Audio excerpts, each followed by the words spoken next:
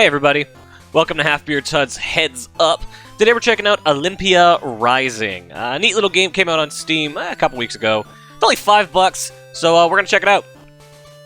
Just gonna jump right in. I'm gonna start a new game, even though I've gotten past the first world. Total of 6 worlds in this game, but you know, start a new game, show off from the start.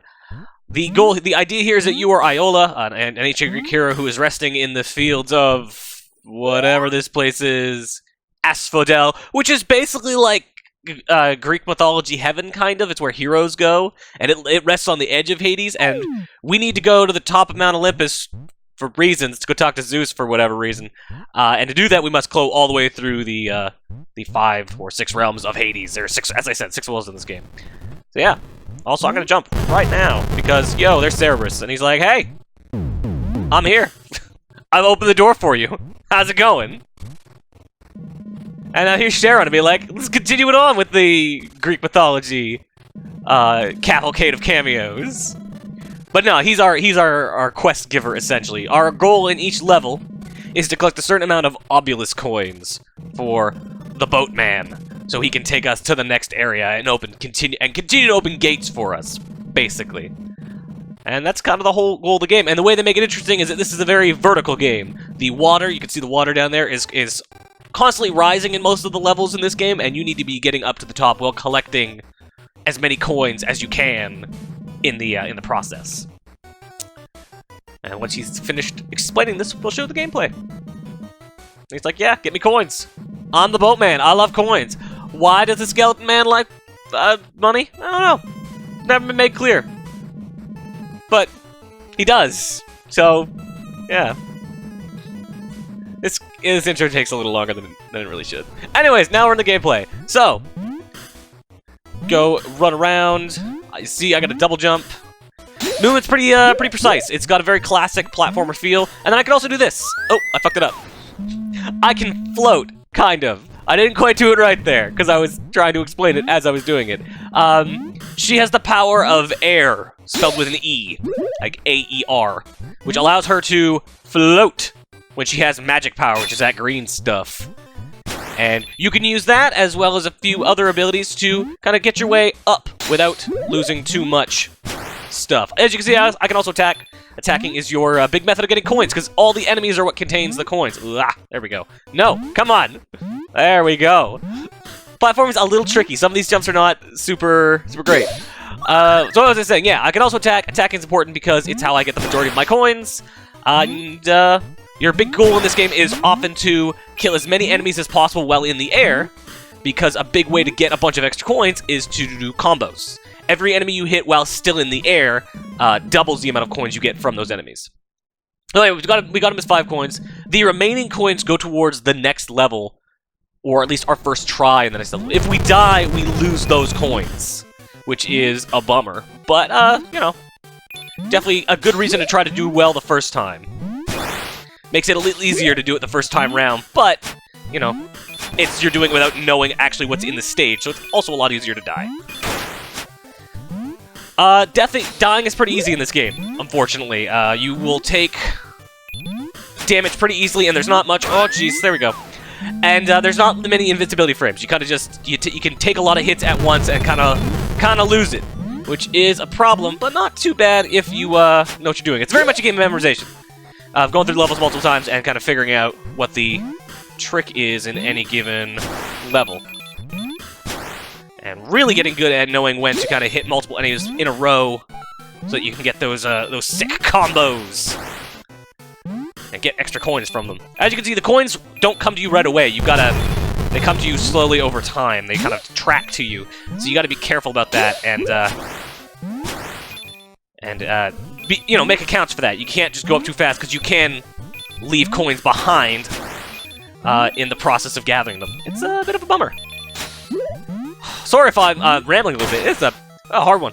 It's a tough game to play and talk about at the same time, because I'm trying really hard not to get not to let the water rise up too much, because it is totally rising up below me. You saw it kind of rising up at the start. As I said, the rivers of hell are swelling for some reason, and that is a real problem. And, oh, there goes my health. I'm at like 55 coins. I don't even need all these coins. I'm playing around for fun at this point.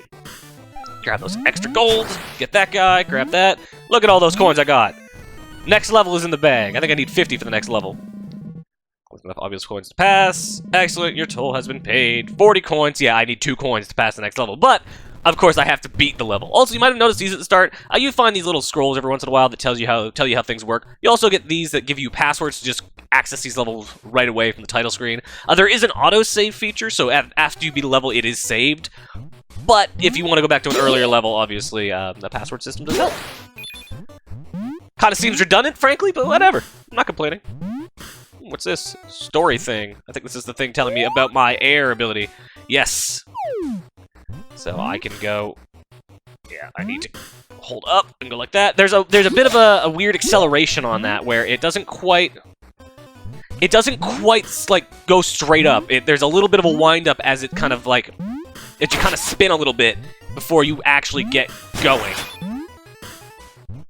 The other cool thing you can do to help getting up is, after you kill an enemy in the air, you get an extra double jump. So you can see I'm able to just, like, jump up like crazy like that, because I hit all those enemies. And that's a fun thing, being able to do that. There's a lot of cool movement abilities in this game that are that the game encourages you to play around with, and are useful for, exiting things with just an absurd amount of coins. Like that. Beating this level with just an absurd amount of excess coinage. Collect enough obvious coins to pass. I bet I have. Excellent, your toll has been paid. Bring me 60 coins. Hey, guess what? That's done. Can we just call it good now? No? Alright. The other ability you get in this game is this fire spell. There's a bunch of elemental spells that you can get in. It varies for each world, but right now it's fire. And you do them by pressing a direction on the D-pad and then the attack button, and they will do cool stuff for you. Oh man, I'm trying really hard just not to hit anything, basically. You also find stronger enemies that don't die in one hit, and you gotta be really careful with. Because they will, that'll be a problem. Oh god, no! Damn it. All those 60 coins are now gone. That's a real bummer. That's a real bummer. Yeah. This is a game where you die a lot. You die a lot. And you gotta kind of be, you be ready for that. Ugh. Oh, crap. Yep, I saw that coming. I was pressing the button, just not fast enough. Not fast enough. Yeah, a lot of it's timing. A lot of it's just getting down the timing, learning exactly what the range on Iola's Gladius is, and really mastering... No! Damn it!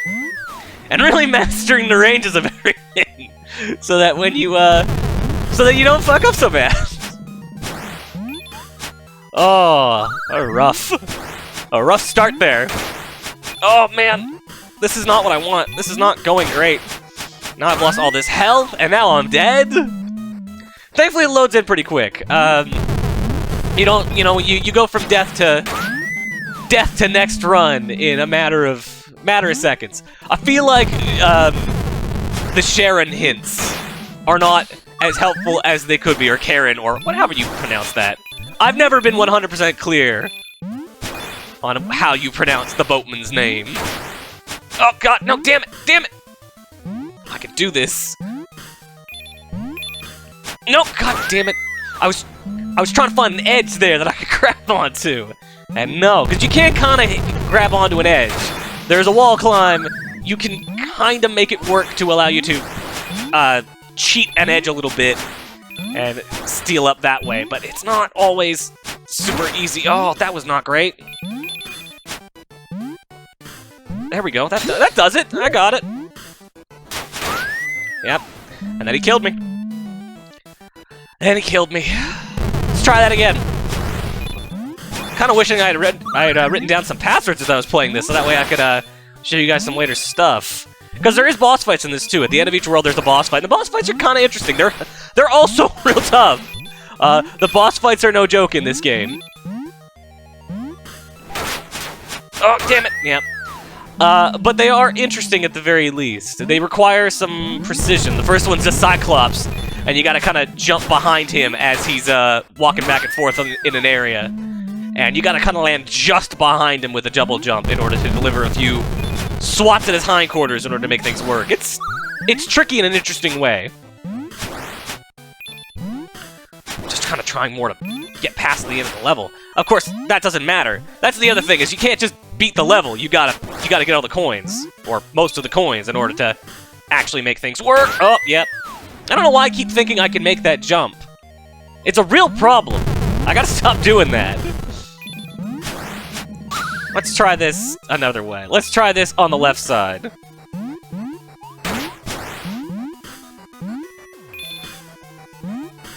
There we go. That's a little better. Alright, that guy is dead enough. And then we go down here, and we use our fire to kill this guy, and run real quick. Oh, damn it! As I was picking up the big thing of gold that would have solved most of my coin worries for that level. That's just... That's the worst. That's the absolute worst. Nope, oh. If I'm not talking that much, it's because I'm trying real hard not to fuck this up. Die! Okay, got all that. As you'll notice, bigger guys do tend to give more coins when you kill them, because they take more hits, so you're spending more of your ever so important energy. Oh god. I am not gonna beat this level. I have not gotten enough coins, and there are not enough opportunities, I think, to get them in this level. There we go. That worked. That was okay. Yeah, when you do get a good combo like that, it feels real good. Just die. I need that pot. Oh, fuck. I've got, like, no health.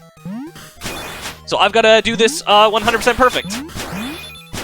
Which means, no fucking up. No fucking up. Yep. No fucking up. There you go. That's close enough. That worked.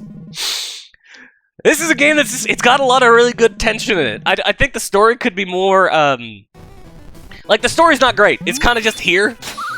You pass by it real quick. It doesn't really matter too much. I kind of expected as much from this sort of game, though. But whatever. I don't know, the coins could be used for more, if I had to really pin a complaint down on it. I feel like when I collect extras, it could be used for more than just, this next level will be a little easier, maybe. Unless you fuck it up the first time and then it's not easy at all. But it's got a cool feel. It's got a good, definitely got the right kind of gameplay flow that keeps things interesting. And it's tight. Like, that's the thing I really like about these kind of platformers, like Ink, which we played on last week. It's tight. Oh no, not last week, on Monday. Monday's when we played Ink. Regardless, it's got that same kind of just insanely on-the-ball kind of feel to it that makes things that much more enjoyable. Get back here, you bastard. No one escapes my blade. Or all of them escape my blade. I do love that, though, when you get a real good combo and you're just flying up, destroying a bunch of enemies on the way. That feels good. I'm into that. Get over here, just get close enough to this scorpion so that he comes at me, and keep him at a distance so I can do that, and cheese it. Nothing better than that. Oh, I got no magic. Fuck. There's not a good strategy for those Minotaur guys, unfortunately. Not one that I've found. Kinda gotta use the magic, is the best way to do it. But you don't always have magic available, and you kinda wanna have some available for the flying. Considering how important the flying is. There we go. That works! What am I? I'm 110 coins. We're fine. We're fine! Go grab this. I don't think grabbing that gives me anything. Just keep avoiding that Minotaur guy, or whatever he is. I don't know. I don't particularly care. Kill that Scorpion, because the Scorpion will do a bunch of damage to you if he hits you. And keep moving. Keep moving. Yep.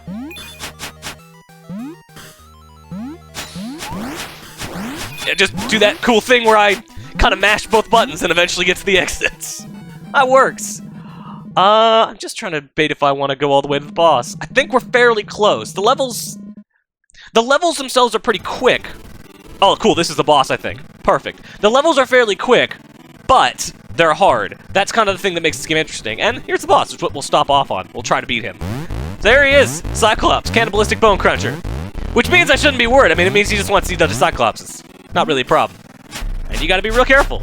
Gotta get behind him, deliver a few slaps at his backside, and watch his eye, because when he's ready, They'll do a big dumb laser beam attack, right now. And then here's where it gets a real dick move. They spawn in bat guys so that your double jump gets fucked up, and you can't just go right over him. Oh man, and now I'm probably gonna lose this because I've lost 2 hearts way too quick. And I'm playing real loose.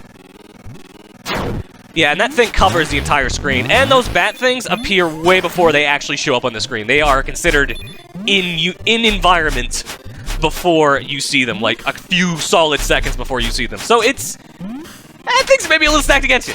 It's not a hard boss fight, because as you can see, the actual gameplay here is pretty simple.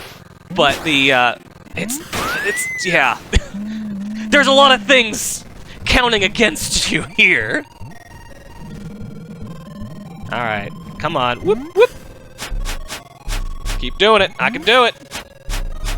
I did it already. I did it yesterday. I can do this again today. Ugh. Like, it's way too easy to get overzealous and try to run and try to keep going with the slashes for too much. Oh shit, and I forgot about those guys. There we go. That was close. That was real close. You've got a few... You never really have invincibility frames, but you can kind of negate some damage by having your sword out. It's not much, but it's enough to make things work a little better occasionally. Yeah. Oh, that was not a heart I wanted to lose. Yeah, and that happens. Kind of slid right into him. Try one more time. We'll try one more time. And then maybe we'll call it. Come on, you fat bastard. I really like the art here, if I hadn't mentioned it. It's really good pixel art, where it's defined enough to have a real beauty to it, but it's not defined, but it's ill-defined enough that it has kind of a uniqueness. It reminds me a lot of Crawl, which we looked at in early access, sometime last year. I don't remember when exactly. That game's really good, though, and this has a similar look. Fuck. Oh, I want to give it one more try, but I'm just gonna keep embarrassing myself. Come on. I'm trying to activate him so I can get a few early shots in. Come on. Keep doing it. So what else is there to say about this game? Not much. $5, it's on Steam. 6 worlds in total, so I imagine they're probably each about as long as this one was. So, yeah, 5 or 6 levels and a boss. There is supposed to be a boss at the end of each one. More elemental powers to unlock. I know the next one is a water power, in which you can pop out like a big bubble shield, which can block enemy projectiles, which, as you can imagine, pretty useful. And, yeah, kind of goes on like that. I imagine there's perhaps some sort of story cutscene at the end, which will describe exactly what's going on better than the game has been. I don't know. God damn it.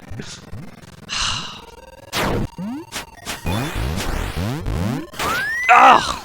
Yeah, alright, that's it. That's Olympia Rising. It's pretty cool. It's on Steam. If it seems like it might be up your alley, go check it out. So as always, I've been yours, Halfbeard, and we're out of here. Later, guys. Hey everyone, I hope you enjoyed that piece of Halfbeard's HUD content. We can't thank you enough for taking the time to watch it. That said, I did want to take a moment to let you all know that we do have both a Patreon page as well as a PayPal link on our website if you're interested in donating to us. Those donations will allow us to improve our recording equipment, cover the games that publishers don't send us, and take things a step further with new features such as a revived Halfbeard's HUD podcast. Our goal has always been to provide you with reliable and enjoyable content, and your support would really help us pursue that in even bigger and better ways.